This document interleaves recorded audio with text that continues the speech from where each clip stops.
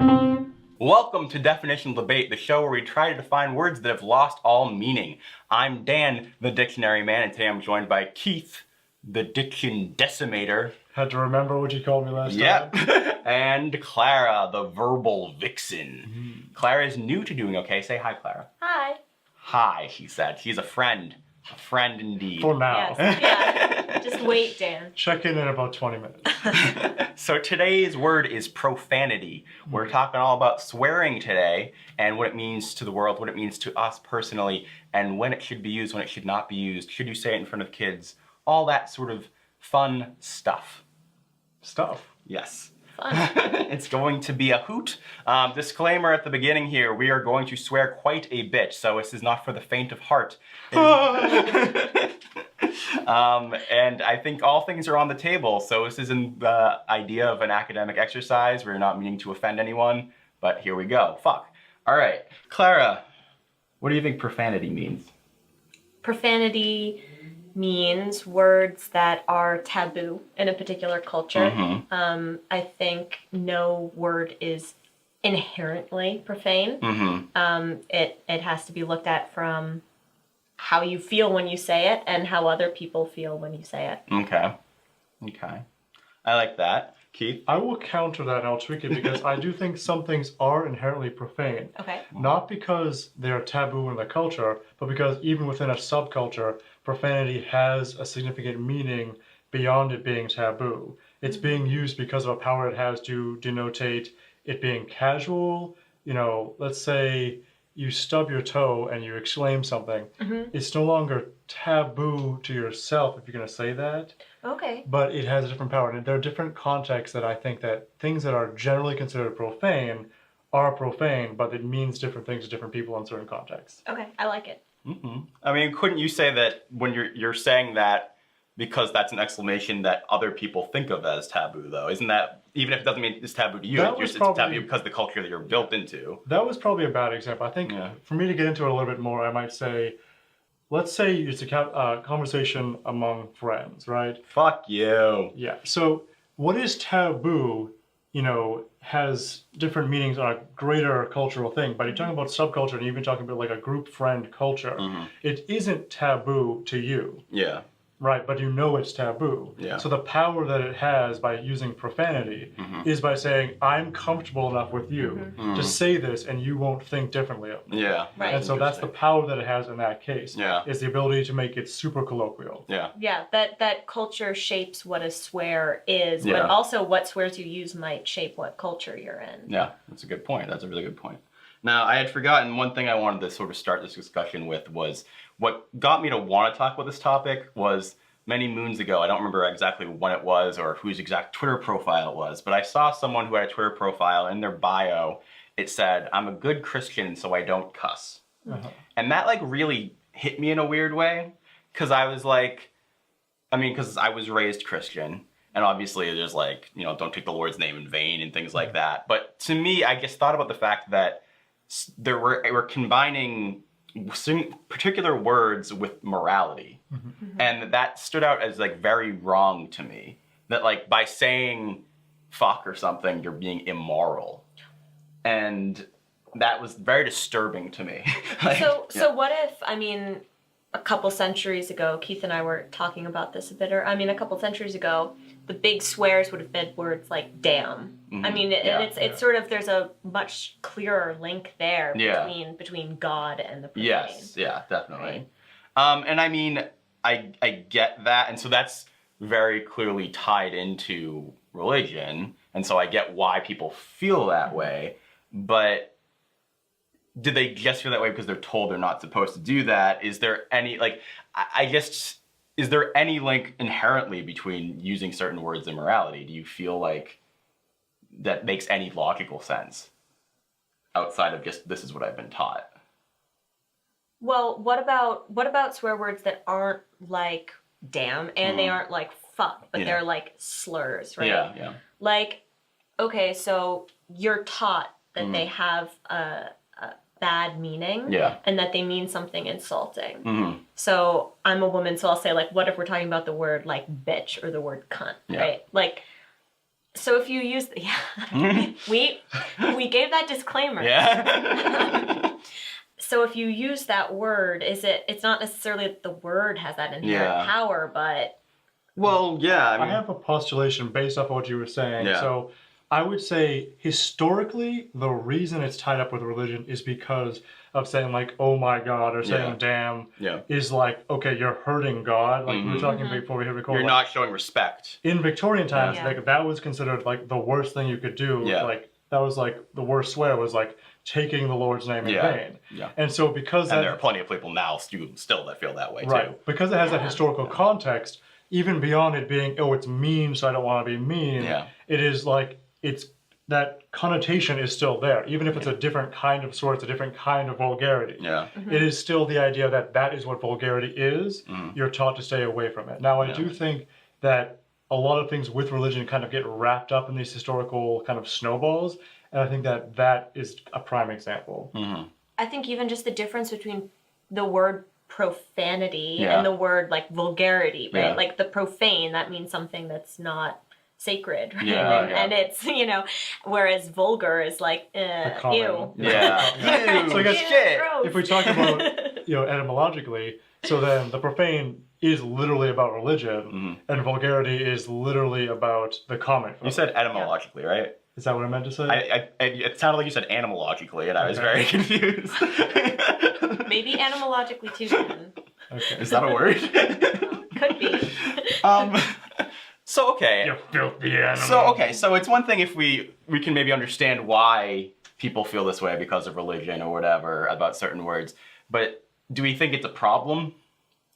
That people feel that way? Yeah, that people connect morale, that the people are thinking, it kind of like innately pains me when I think about the idea that someone's saying shit out of like just being like, oh shit, or oh fuck, that sucks. You're going to hell! Well, not even yes, you're going to hell. I mean, that's taking it to an extreme level, but thinking you're doing something wrong, as opposed to, oh, I wouldn't do that, or he shouldn't say that in polite company, that it's, like taking it to the place of it being immoral feels such a step. And again, if we're not talking about specific things like, oh my God, or Jesus Christ, or something like that, where I try generally not to say Jesus Christ, because I feel like for other people, like I don't want to upset other people, and I feel like that is particularly tied to religion in a way that I want to show a little bit of respect for, whereas I don't give a fuck if people are upset that I say fuck. So like... Yeah.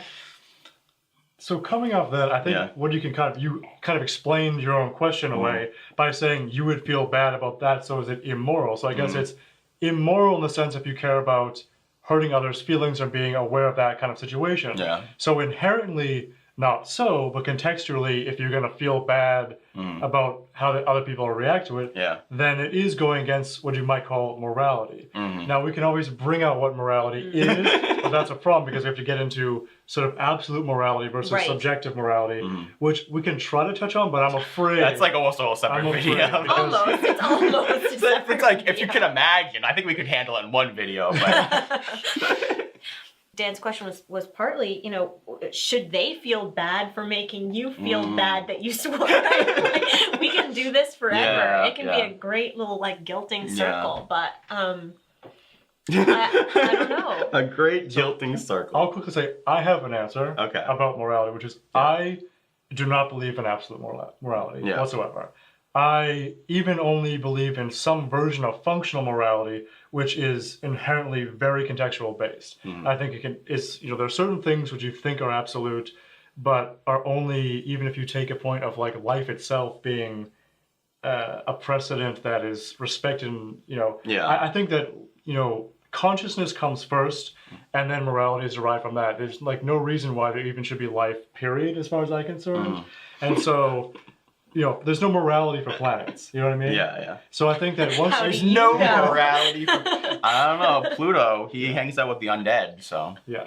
So what I mean is, for me, the answer is no absolute morality. It's all contextually based, but that there are some contexts which are a lot bigger, and so you have to treat as if they're close to absolute. Yeah. Now, swearing, I don't think comes into that territory. Yeah. But that's my personal answer. Yeah, well, that's why I'm asking you also your personal feelings about this. Like, how do you feel about swearing? How do you feel about the idea of people judging you or thinking you're immoral for swearing? I can't speak. Answer. I guess I also don't believe in any really stringent objective morality. So if someone is going to say that I'm immoral and I disagree, I'm probably not going to feel too bad about it. But when it comes to things like the law, or when it comes to things like, you know, what should you say around other people's kids, I think there are much more gray areas. So I guess for me personally, I'm going to do whatever the fuck I want, right? Unless the social pressure outweighs that. Right. Clara is our note expert. So I don't know if we want to go into some of the things that are in your notes or if you want me to take it somewhere else, but... Well, I actually have one thing that might be interesting as we think about this. And all of her notes, she has one thing. Only one interesting thing. The rest of it's really boring. No, this is just the most relevant point right now. I really like Get a this. grip, Dan! Oh, man, Jesus. So there are when you're speaking, language, it would seem there are multiple paths that our brain can use when we're speaking. So one of them is when I'm speaking right now, I'm using a particular part of my brain that took a pretty long time to evolve. And it's when I choose which words I'm gonna say. Going through the filters. Right. The diction going decimator. And when I stub my toe and I say fuck, it's not going through that system. So, I mean, how do you legislate that sort of thing? Right? Like, how do you censor that? Should we censor that? Is there a difference between when I choose to say something versus, you know, and studies, here's something else from my notes. I was actually about to, I think I know what you're saying. I was about to say it after you didn't say it. There's a study that I think has been repeated in several sort of different contexts, that people have a higher pain tolerance when they're allowed to swear. So if you stick your hand in a thing of ice water, a bucket, not a thing, a bucket of ice water, and you're allowed to go, fuck, fuck, fuck, fuck, fuck, you can stand it for way longer than if you're just like, golly gee. Have they specifically done it with golly gee? I think they have done it with like euphemisms. Nice. I would argue, though, if that person was raised in such a way that golly gee is what they would go to, it would be entirely different, because that would be their understanding of what an expletive is. Right. So it doesn't matter what it is as long as you understand what it is an expletive. To you, it's taboo. Right. And well, to you, it's understood that in the world and in your culture, it's taboo. And another study, you asked for it, another study has shown that people, let's say they say fuck. You can see what's going on with them physically, you can measure physical symptoms, and they start sort of getting almost fight or flight response if they've been conditioned not to say a word.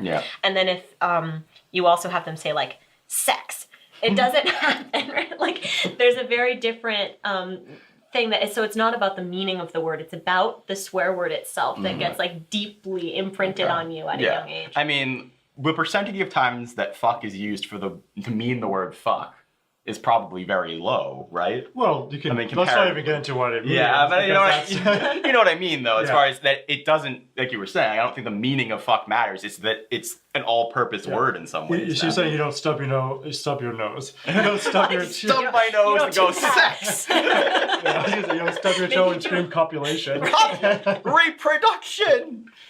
Mitosis and meiosis.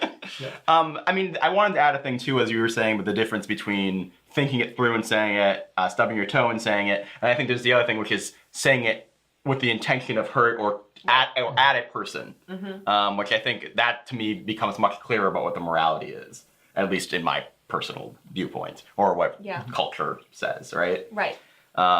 In which case, like, it would, you know, I would probably feel guilty unless it was extreme circumstances saying any swear at a person. And then, you know, it's not like it doesn't happen, because I think it's a similar thing. Unless they stole your cookies. Well, I mean, fuck them. Yeah. So one thing I definitely wanted to talk about with this topic was how sort of poverty or education, intelligence is sort of assigned and connected with various words, and how they're sort of used to look down on, the use of certain words people look down on because of it shows where you came from, or it makes you seem uneducated. I'm going to throw out a term. Okay. Verbal crutch. Now, I don't know the legitimacy of this now. I remember learning about this in psychology in high school, about sometimes swearing becomes a verbal crutch, and that can be a sign of low intelligence because you are using that. I don't know how much that's true. or how much that's because studies by the, certain classes, but you seem to have an Well, idea. actually, I think there have been some follow-ups to that understanding, which have found that people who swear often have, like, better vocabulary. Well, that's not quite what that meant, is like, not You necessarily mean in swearing terms of, often, but like it's, using in the same way as swearing. So it's not so much the idea that this person, they're a sailor's mouth, It's more like, this is the kind of person that can't get out a sentence without swearing, which I think there's a distinction. Yeah, okay. Yeah. Then in that case, I'm not sure. I'm not That, sure I mean, about that's that. interesting because I think we all have verbal crutches that aren't necessarily swears, and I don't think that shows our intelligence. I think that's just a mechanism of speech, and I don't know. Well, that's why I wanted to bring it up, because it's something that I think that I don't know the answer either. Yeah. I remember learning about that in school. Yeah. I don't know how much of that is because that's something you learn about in school. Yeah. I mean, we went to school in Massachusetts, so it's like that kind of stuff is going to be not as bad as in other places, as far as that kind of goes. But the teacher was an older teacher. Yeah. She probably had some conditioned notions herself of what she should be teaching. Yeah. She also always called me by the wrong name, even though I was in her class. What did she call you? She called me Kevin always. Great. Of all the things that we're talking about, what you're talking about is what I would probably judge people the most for. And like, maybe I shouldn't. But if someone can't seem to say anything without using the F word or can't turn it off in certain situations, I think that shows like a weakness in a way that I judge. It's like, you should be able to be in certain situations and just constrain yourself to certain degrees, I feel like, to show respect for other people. And I don't know, I mean, maybe I'm wrong for feeling that way, but that is like my innate gut reaction. So I've been told that I use the word "so" a lot by a linguist who does discourse analysis. So you've been told? So that doesn't necessarily mean anything about my intelligence. I don't know, you can judge. Does what you're saying apply to so? Yeah, or does it apply to any verbal crutch? And if it doesn't, does that mean that you do think that swears are more likely to be considered insulting or? Well, yeah, I mean, that's the thing. I wouldn't think that it would upset anyone that you were saying so a lot. It upset this linguist.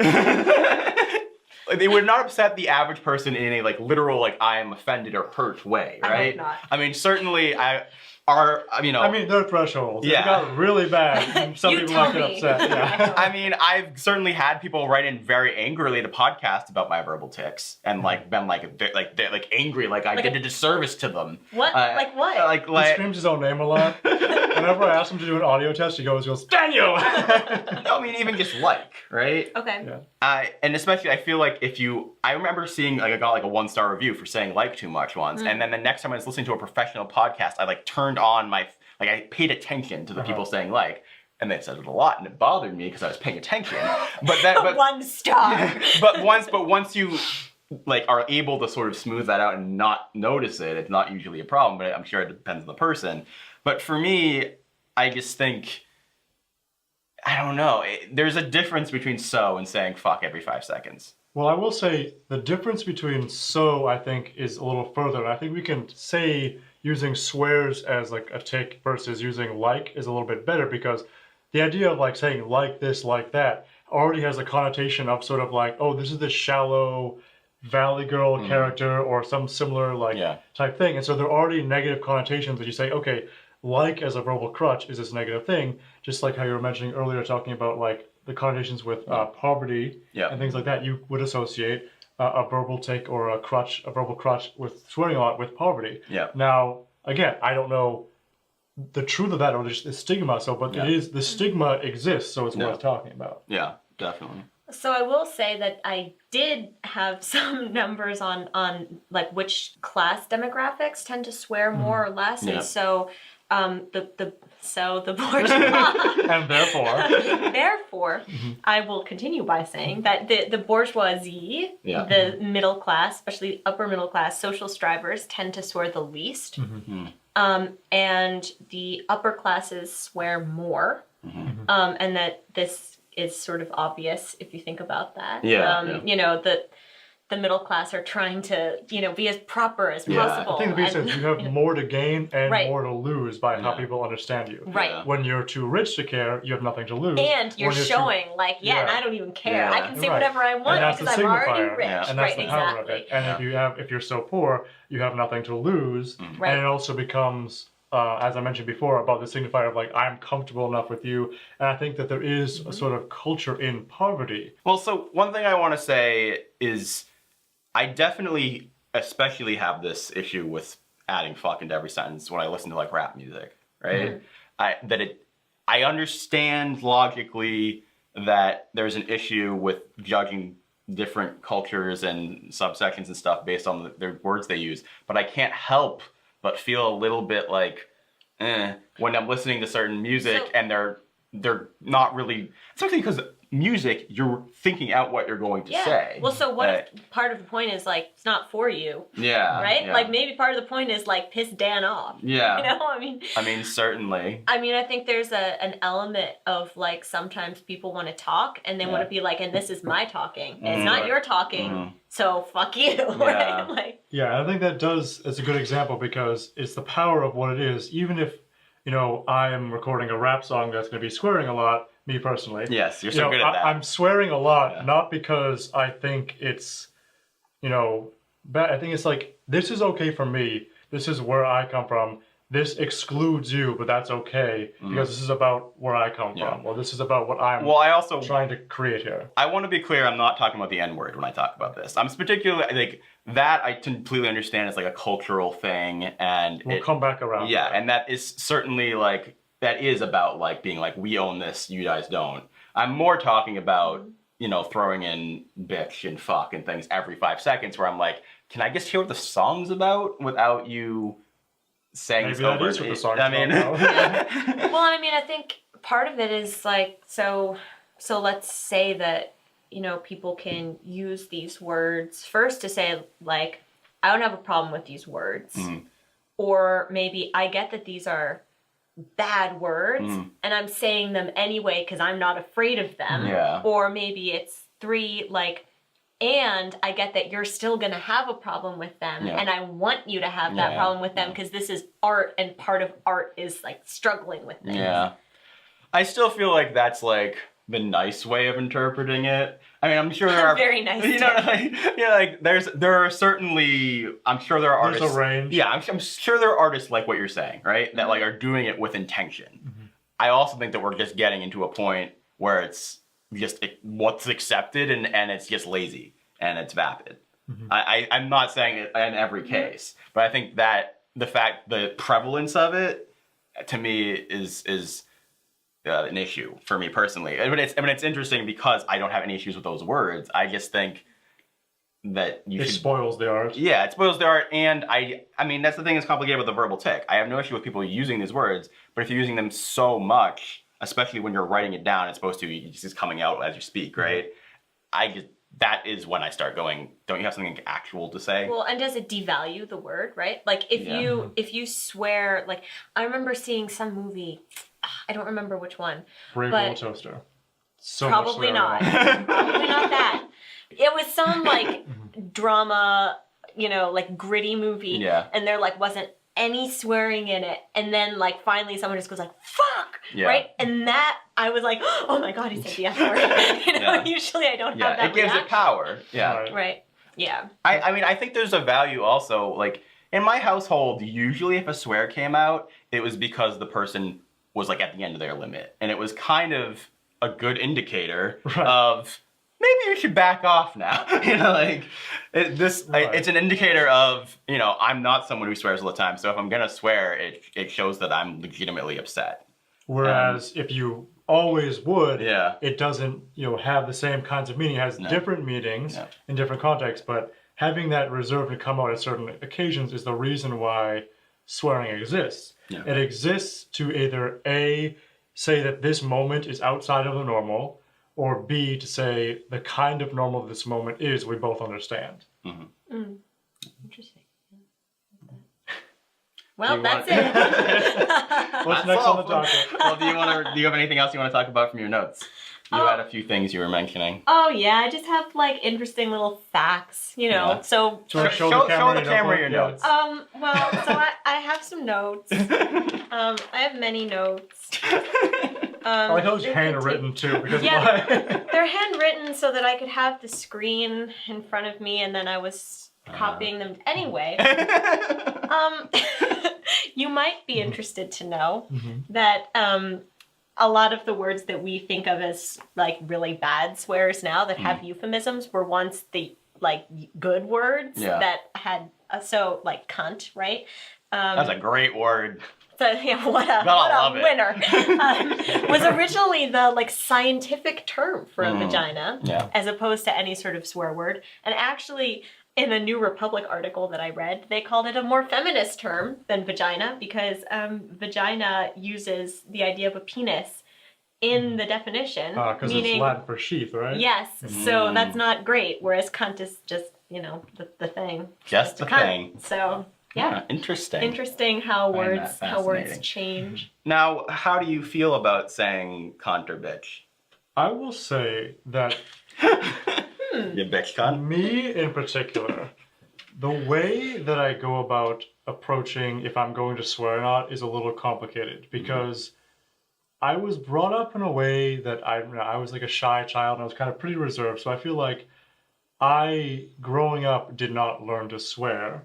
But then in 6th grade, it kind of changed. And then like for a short period of time, I would swear kind of a lot because it was 6th grade. But I think immediately after that, I think I stopped. And then from there, things like hell, damn, you know, things like that, that's like not even a swear for me. Yeah, I don't consider that swears. That's 100% part of my vocabulary. And I remember, I'm not going to call it getting in trouble, but I think it was so 9th grade was Miss Regan, right? Yeah. So I remember like saying something and I was just like, you know, this damn thing, like, what the hell is this? And she's like, you know, like, why are you saying? Like, I'm not swearing. Like, I literally was like, I'm not swearing.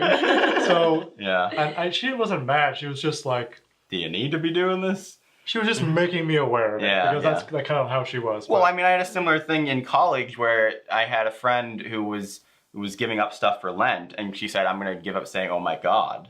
And I was like, really? I was like, I mean, because I understand, like, once I thought about it, I was like, okay, I guess that technically is taking the Lord's name in vain. But usually I think of it as more like a cry out to him as opposed to being angry. Like you know, like to me, that's like, oh, I need God, you know? I've stumped my soul, please, salvation to my stumped soul. So in the Middle Ages, swears were profane. Profane, right? But they were all like God and then a body part. So like God's toe, right? Or like God's teeth. Gadzooks. Gadzook, yeah. And this was like in a Spartacus, they say Jupiter's cock a lot. Right, Jupiter's cock. That would be a good one. Glad we don't say that now. Are you though? Are you glad? Jupiter's cock. Yeah, I think I'd feel pretty silly saying Jupiter's cock. I don't think it would help me if I put my hand on ice water. But so I read somewhere that this was like mega insulting because it was like the opposite of the Eucharist. Oh. So it was like basically a black mass because you were like talking about God and talking about like the body of God. Humanizing. Like, interesting. Whoa. Yeah. Whoa, dude. Yeah. So I want to circle back around because I asked you how you feel about bitch and cunt. Well, I was getting there. I was doing one step at a time. I'm giving my life history down. Oh, good. And so as far as the whole religious thing, for me, I am not religious. I am atheist. For me, I do say things like, oh my God, or Jesus, but only as like, Jesus Christ, my battery just died on the camera. You know? So that is for me. Now, when it comes to like fuck or things like that, in the last few years, I feel like I've started a little bit more and more just because of hanging around with people that do. Yeah. Dan? Maybe. Partially. Yeah. But even then, it is within certain company. Yeah. I think, and, you know, I would never do that out in the open unless it was under my breath if something like my battery and my camera died. Yeah. Which is the only time he swears. It's most of the time. Bad battery life on this camera. So when it comes to like bitch or cunt or something, I would say I personally would stay away from that just because I'm aware of the connotations and I'm aware of the social kind of stigma of like the hurt that it can do. Yeah. And so I am in general not the one to swear in an offensive way. Yeah. Well, so that crosses over to you and the thing of like slur or attack. Or, I forget. Something offensive language. It's interesting. So I definitely, outside of like this video where I'm being silly or whatever, I wouldn't say cunt. Usually, I do feel like it's a step too far for sure. I've never said cunt as many times. Like, this is more times than I've ever said in my entire life, like times 100. Yeah. So. Now, how do you feel about bitch? Because bitch is very interesting to me because bitch is allowed on television and everything. Like, because it's a real word from something else first, I think it kind of almost legitimizes it there. Yeah. Because it means a female dog. Yeah. But B, I think people care less because it's historically less bad because of, Yeah, but I also think that there's a certain, I think there's a certain level of like not recognizing the sexism within it. Well, that's what I mean. Yeah. I mean, because I remember watching Parks and Rec, and you have Ron, who is supposedly a feminist character, and certainly a character just alike, and he calls women bitches somewhat often. Now, these are stereotypically bitchy women. He's not just calling random women bitches, but that's considered okay, right? How do you feel about that? Yeah, I have a really tormented relationship with the word bitch, and I think it's partly because I'm exposed to it on a really regular basis, and it's a societally appropriate, approved swear. Yeah. It's like suck now. Suck used to be a bigger deal, and it isn't really anymore. Yeah, and so I use it, and I use it in exactly. I'll often call guys bitches. Yeah. Right, but I'll also say, and then feel bad about it. But I'll say, like, don't be a pussy. Yeah. Right, and then I think about it. I'm like, whoa. Yeah, like it's it's internalized misogyny is what it is, and it's difficult. I mean, I live in the culture that I live in. I agree because I think a lot of people are like, oh, if I call a guy a bitch, it's no big deal, but it's still the same idea of like don't run like a girl. Yeah, that's exactly that. And that's for me, if I encounter a human who people would want to insult and call a bitch because they did something wrong at the checkout line, I personally would use the term asshole. Yeah. Even for women because that's what I. More comfortable with. And I'm trying to change my patterns of speech. It's really hard. Well, that's the thing. I don't think I usually use the word bitch to mean like that person was a bitch. I either use it jokingly or like something's like a bitchin' ride or something, like. No, that's a little different. I actually have very little problem with that. Yeah. I think I love things that like take things out of context to a ridiculous way. Like saying something's a bitchin' ride. Yeah. It's just so absurd. So the first time the word shit was used in that, like, oh man, that's the shit, was apparently 1987, and it's been around since like God knows when. Yeah. But I love those. Yeah. Because that's you take away the power and you really place it in like a strange way that you have to appreciate. Yeah, you have to appreciate it or else. I think you were talking about when the camera battery died. Yeah, probably. I think you mentioned because you mentioned shit. Now I want to get back to that. You said like that was not considered bad. That was common. Yeah, because it meant like cow poop. Yeah. And so people were like, oh, gotta shovel some shit. Because, like, people were around shit all the time. So, yeah, you gotta have a word for it. It's not like now when you can, like, oh, I go into the special room and it's fine, doesn't smell, like, it's just whatever. And you come out, nothing happened. Yeah. And that was, like, the Victorian era. They started getting, like, crazy about that because they could. Right. When you live in shit, you gotta talk about it. And speaking of shit, I remember reading a really shitty internet article, as there's so many, and it was one of those clickbaity stupid things that was on the side or like popped up or something. And it was about like, I think it was Mozart. It was like Mozart writing letters to his mother. Okay. And they were all like, it was like as a child. Yeah. It was either Beethoven or Mozart. They're all vulgar and it was all about like eat shit, all that kind of stuff. And there's these vulgar things, which I was like, from a contemporary standpoint, it's like, why this horrible child, but then if you think about it, like a little kid calling someone like a poo-poo head or something if you take it from that viewpoint, like you can make sense of it. It doesn't become this like sensational shitty article. It becomes like, well, this is a little kid calling his mom a poo-poo head. Right, which is still good. Which still a good story. I think is a very good segue to talking about this in relationship to teaching children about swearing and parenting / should you say it around kids, because I think it's an incredibly complicated thing because my innate feeling is I don't want to be mad at my kids for swearing. I want them to realize that it's okay to do it. Maybe, you know, understand that in certain circumstances, people might judge you or you might upset people. Certainly don't use it against people and don't say, you know, like slurs. But I don't want them to feel like they're like morally wrong if they say fuck when they stub their toe, or even if they were like, oh, I had a shitty day. I don't think that that's bad. Now, at the same time, at what point is the kid able to understand the difference between, oh, I'm allowed to say it in this context versus I'm allowed to say it in that context? I think that's the key. Yeah. Is how you approach it at home. You know, there's no golden thing the kid knows what swearing is and what it means. Yeah. You learn that it has a special meaning because it's reserved. So it depends on how it's used. Yeah. Yeah, and I think it really all comes down to that. And it probably depends on how you use it, right? I mean, Yeah. if you stub your toe and you say shit, it's probably not the end of the world in Yeah. terms of like, oh my god, I've ruined my kid. Yeah. Right? Because they're going to pick it up in that context. So Yeah. maybe they'll like hit it and shit. Apparently, most kids learn one swear word by the time they're 2. Really? Which makes sense because because you of that. stub your toe when you say shit, right? It's totally Kids leave different. their toys out. If a kid witnesses Step you it on the Legos. Yeah, like a kid witnesses you like turning to someone and saying "fuck you," right? Mm. Yeah. That's super different, Yeah. and they can sense conflict, Yeah. and they can, you know, like Connect they can it with interpret conflict, that, yeah. right? Like that's very different. Yeah. I think. Yeah.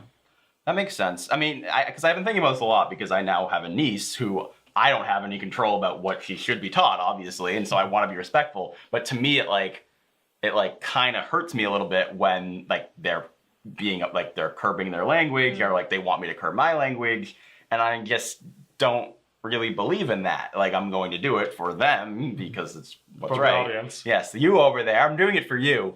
You're welcome. Steve. But I guess the idea of because I feel like if you do it from such a young age, then you really you're continuing the cycle of, you know, looking down on people for the words they use and making you feel guilty for the words you use. And I feel like that's a problem. Maybe. Yeah. But at the same time, if you don't do that, it's no longer a swear. Right, and And there's it's gonna another evolve swear. It's gonna evolve into something else. So it doesn't really matter what you do. Yeah. Culture will always have a reason to have swears. Yeah. Even if the swears evolve because people are doing that, Yeah, like there's suck. still gonna be swears. So I Yeah, think, but on a personal level though, like I don't want my kid to feel like they're doing something wrong. You know what I mean? But I think there's a way to convey that message. Yeah. If it's something that's so free and it loses its meaning as a swear and just becomes, well, now my kid's just getting sent home from school all the time because they can't know the difference. Yeah. That's a problem because that's just bad. That's just not a good way to teach about how the world is. Even Yeah. if it like Yeah, I you mean, disagree with Let's that. say the end justifies the means for a second, right? Like they shouldn't get suspended. Yeah. I think that there's a way, and I think there's a judgment of how old they are. Can you understand the context? Can I convey to you this is okay if you understand the context, and then that's responsible, and it's like fine. I Yeah. think there's a middle ground that is all about the other person, the child, understanding what is actually going on, as opposed to giving a blanket exposure, not understanding, and just being ill prepared for life. Right. And being able to understand consequences takes a long time for Yeah. kids to be able to develop, right? So, I mean, you can teach them by sending them to their room for saying something, you know, Yeah. like word equals bad. But Yeah. then if they associate that word with harm, then they might use it to harm a kid. Yeah. Right. I mean, it's a complicated, you know. Parenting must be awful. We're great. So bad. So bad. I guess apparently the American Academy of Pediatrics says that swearing is bad, like for kids. Really? It's bad. I think they have like a recommendation. I could be wrong about this, but I think they recommend not swearing. Okay. I'm sure they do. Maybe just don't. Maybe don't. You mentioned earlier in the video that you, as a woman, felt it okay to say bitch and that you could kind of communicate the things wrapped up in that. Now, the discussion could be leading towards how words can be reclaimed for different purposes within groups of people and populations and communities, no matter how big or small, depending on what these words have been used for and how they can be changed. Let's talk about that. The word bitch is like, people feel like it's beginning to be reclaimed or they want to reclaim it. And I felt for a while that like, I kind of feel like anytime in soon, it's a losing battle because it's not universally accepted as a problem yet. That it's not like the N-word. It's not something, I mean, there's, like I was saying earlier, on television you're allowed to say it, and you're allowed to say it about women, and people don't bat an eyelash, and women use it against each other all the time, and it's not, I mean, some people would even like, I've definitely met people who would go so far as to say it's not even necessarily a gendered, like, or they'd say, oh, there's no difference between saying that and dick. Like, that's technically gendered, but there is a difference. There's a difference between those two things. And I think that the widespread women community is such a large, or the population, whatever you want to call it, is so large and vast. It's not the same thing as when you have black people who have specifically been, the N-word has been used against them for so long and so intensely that through music they were able to reclaim that and make it so, you know, me as a white person and of the people that I know, I've never heard people use it in an attacking way. Now we live in Massachusetts. And you're white. Yeah. But that's my point, being that we live in Massachusetts, we're white. So the fact that for me, they have so thoroughly reclaimed that I would never think to do that. And I don't see us getting that way with bitch anytime soon. Is that partly though, Dan, that you're like a nice, good person? You generally aren't. That I wouldn't say the N-word? Like, because would you say cunt? Like, would you call a woman a cunt? No. So. Yeah. Not this early in the day. But I've heard people say that. Okay. I have never heard. In my life, I've never heard like anyone who, at minimum, anyone I've respected. I mean, I guess I wouldn't respect people for saying the C word either. But like, but you don't know if you respect them unless they say that. My point being, yeah, I don't know. I very, very rarely heard the N-word out of any white people in my life. Unless I think it's a very older generation. Yeah. And I think that sometimes, even still in Massachusetts with the older generation, there's something a little bit there that you might have someone like say it to somebody, but also you might, much more common, have it as a referring thing. Like in closed doors, older people saying this about something or somebody, not to somebody. And maybe on a smaller scale, like I had to like explain to my parents why I should stop saying Oriental. Oh, like my dad didn't understand, and he wasn't saying it in any way negative, like he didn't mean to say anything bad, but I do think the C word's different because I don't think anybody's reclaiming the C word currently. That's just they're okay, yeah. But I don't feel like it's not anywhere near as widespread of that idea, right? I think it has to start. Let's imagine a scenario.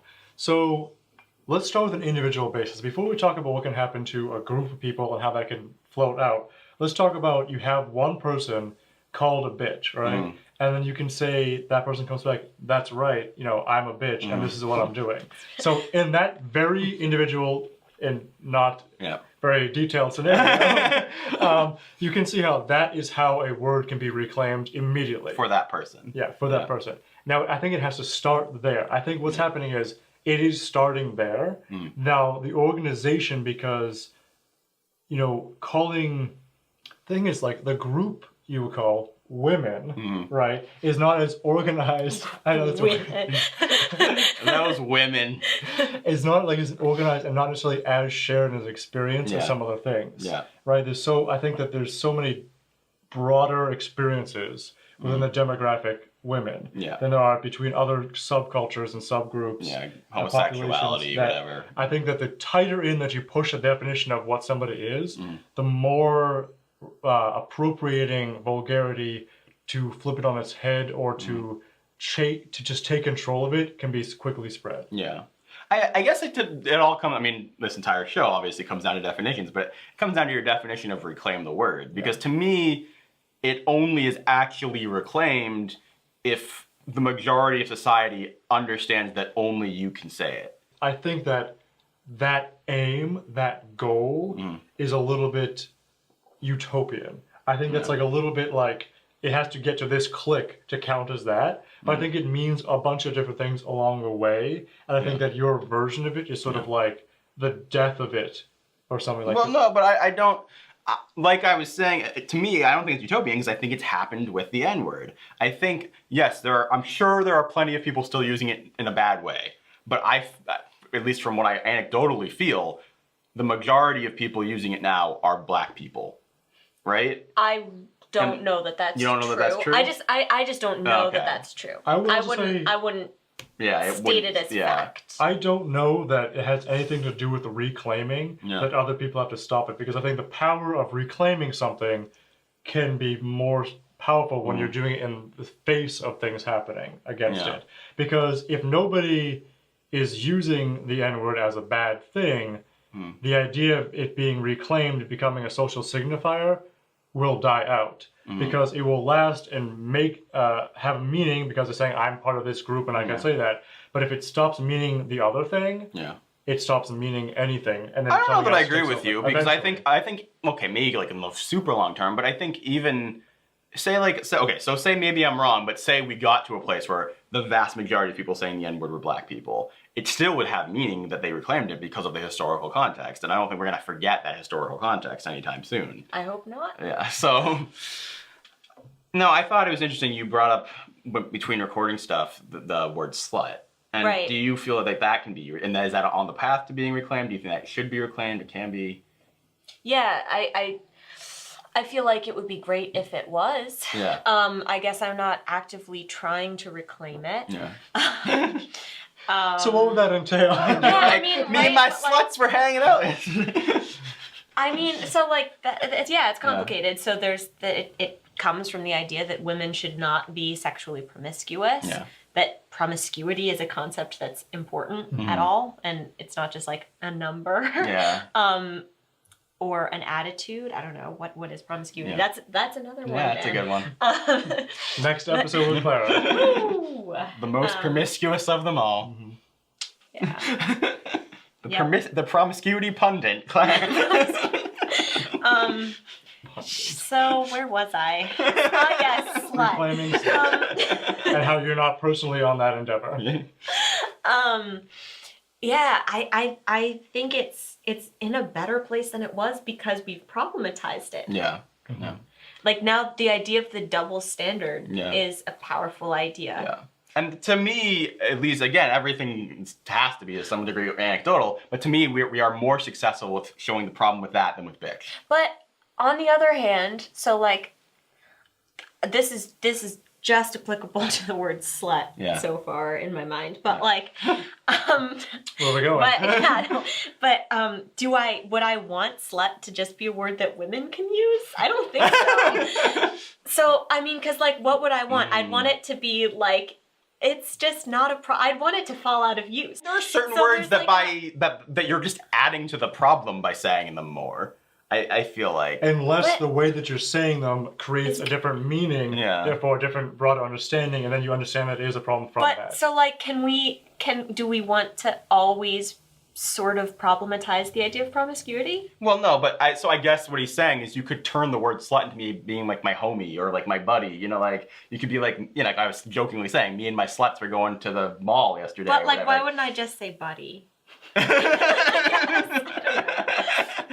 I mean, you do you, This is girl. why I'm not trying to reclaim it. I Yeah, guess. But I mean, And whatever you don't say slut buddies, because that gets, you can do one or the other, but you can't combine it. Because then it gets weird. Me and my slut buddies. My slut buddies. No, that's what I'm going to say. That's how I'm going to Okay. reclaim it. Well, I don't know where else we can go from there. Is there anything else you guys wanted to talk about?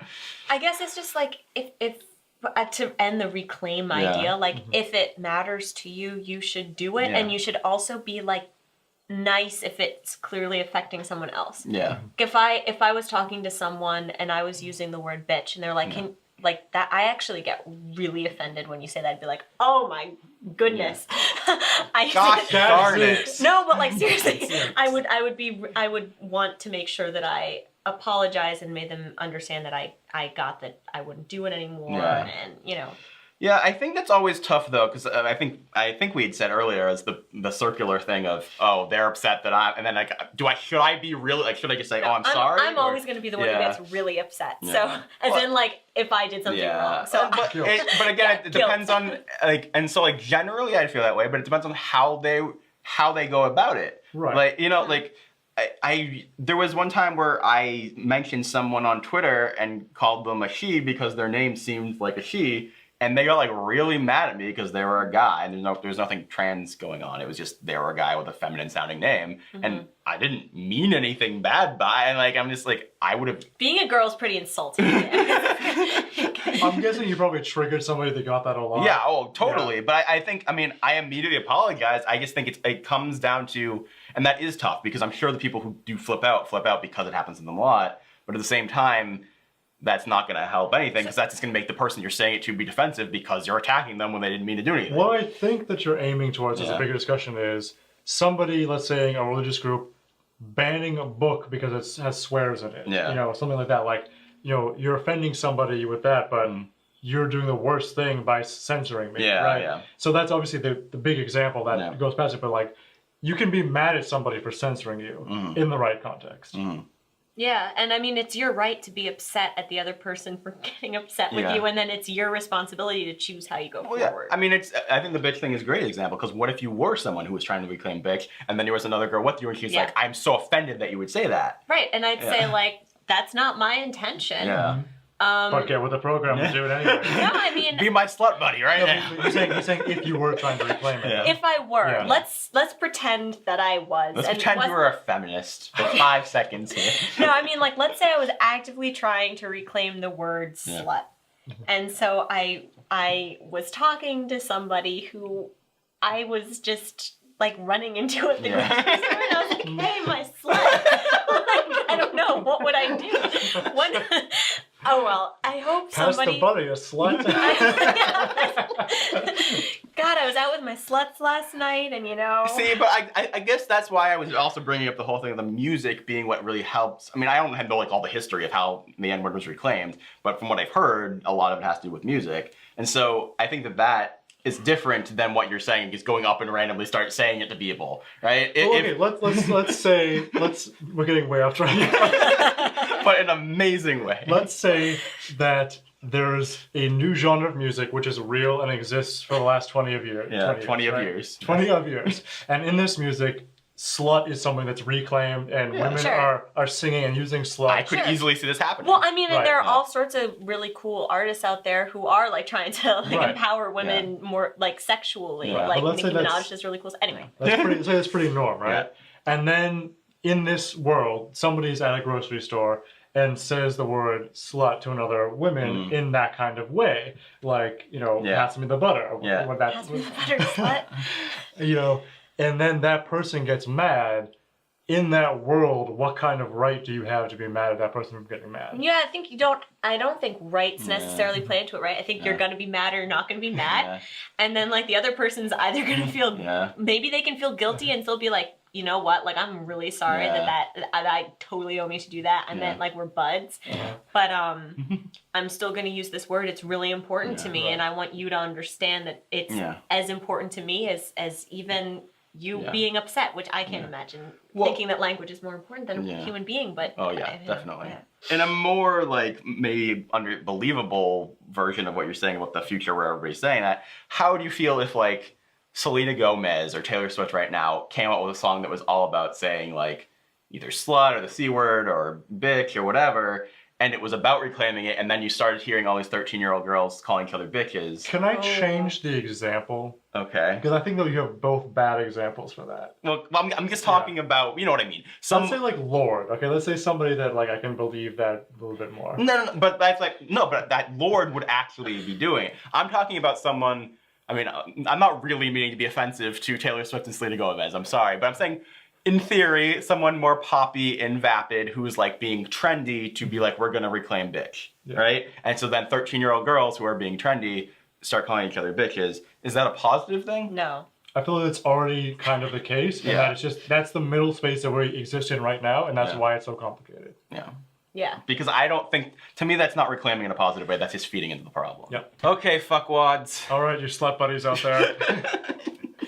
Thank you guys so much for watching. I hope you enjoyed Clara. She has notes. That's her defining characteristic. By the way, it is. I love your pineapple earrings. Thank you. I love your hat. Thank you. Dan, I hate you. Fuck you.